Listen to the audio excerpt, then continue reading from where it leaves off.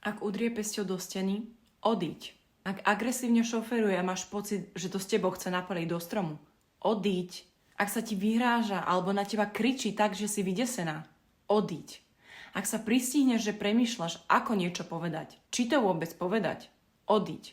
Ak ti klame, prekrúca realitu, obracia veci proti tebe alebo za všetko obvinuje teba, odíď. Ak ťa celé dni ignoruje a tvári sa, že sa nič nedeje, odíď. Ak sa nahnevá, keď sa ho opýtaš, kde bol, alebo ti odmieta povedať základné veci, ktoré by vo vzťahu nemali byť tajomstvom, odíď. Ak skrýva nejakú závislosť, sľubuje ti zmenu a stále sa vracia k tomu istému, odíď. Ak vidí, ako sa kvôli nemu trápiš a on sa len na teba pozerá bez záujmu, bez empatie, bez snahy niečo zmeniť, odíď. Prestan sa tváriť, že nevidíš, aké je to nebezpečné a ako ťa to ničí. Vidíš to, len si to nechceš priznať. Tým, že to popieraš, ubližuješ viac sama sebe. Pridávaš si k tomu, čo už ti robí on. Odíď.